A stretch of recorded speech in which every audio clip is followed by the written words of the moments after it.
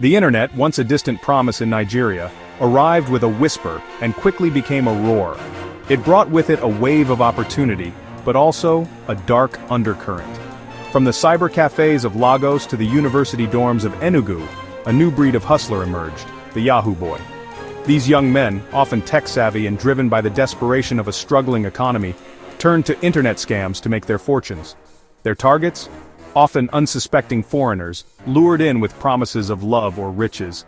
The name Yahoo boy itself is a telling moniker. It speaks to the early days of the internet, when Yahoo was the dominant force in email and chat rooms. It also hints at the aspirational nature of these scams, often promising victims a share of a Yahoo lottery win or a similar windfall. These schemes, while varied in their execution, all shared a common thread: exploiting trust for financial gain.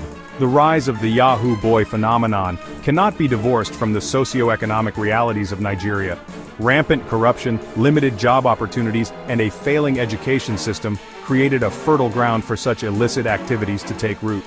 For many young men, becoming a Yahoo boy wasn't a choice driven by greed, but rather a desperate attempt to escape the cycle of poverty and create a better life for themselves and their families.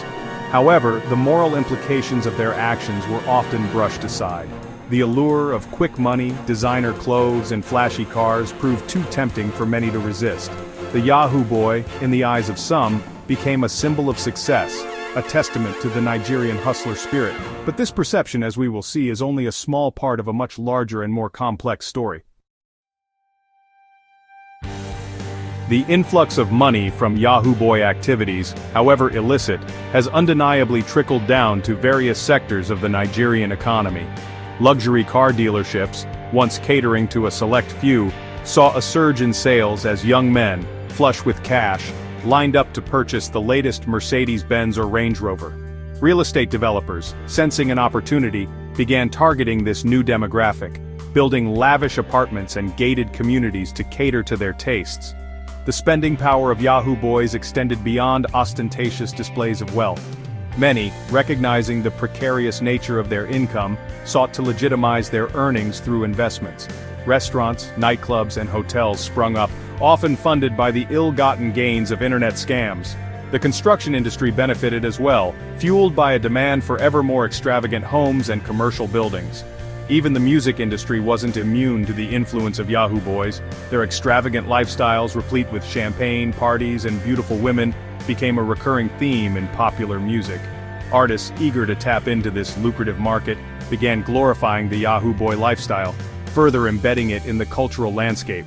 This, in turn, created a feedback loop, encouraging more young people to view cybercrime as a viable path to wealth and success. While the economic benefits of these activities are undeniable, they come at a steep cost. The money, often acquired through deception and exploitation, fuels a culture of impunity and undermines the rule of law. It creates a distorted sense of reality, where hard work and integrity are devalued in the face of quick riches. This in turn has far-reaching consequences, not just for the victims of these scams, but for Nigerian society as a whole. The real estate market, a bellwether of any economy, tells a particularly revealing story about the impact of Yahoo boys in Nigeria. Cities like Lagos, Abuja, and Port Harcourt witnessed an unprecedented construction boom, with luxury apartments and sprawling mansions rising at a dizzying pace. These developments, often marketed towards a younger, wealthier clientele, were largely fueled by the influx of money from cybercrime. For Yahoo boys, investing in real estate served a dual purpose.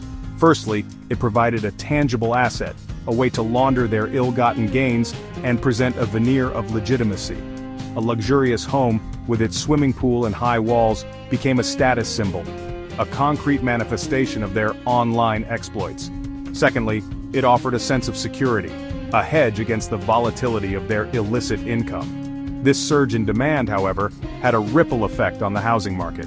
Property prices skyrocketed, pushing homeownership further out of reach for ordinary Nigerians.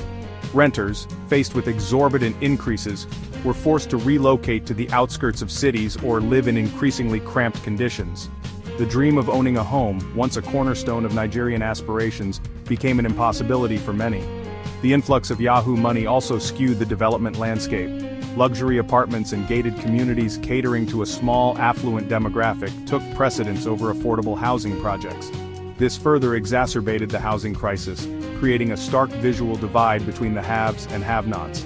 The legacy of Yahoo boys in the real estate sector, therefore, is a complex one, marked by both ostentatious displays of wealth and the deepening of social inequalities. While luxury spending and real estate grabs might be the most visible signs of Yahoo boy wealth, their economic influence extends to other sectors as well. Many, seeking to diversify their income streams and perhaps even legitimize their wealth, have ventured into more traditional businesses, albeit often with unorthodox methods. The import-export industry, with its complex regulations and opportunities for arbitrage, has proven particularly attractive. Yahoo boys, leveraging their ill-gotten gains, have been known to import everything from luxury cars and electronics to designer clothing and even foodstuff, often circumventing import duties and flooding the market with cheaper goods.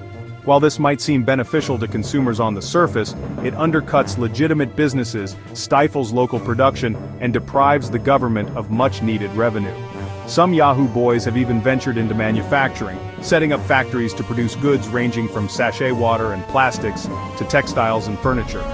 While this might seem like a positive development, these ventures are often plagued by questionable labor practices, lack of environmental regulations, and a disregard for ethical sourcing.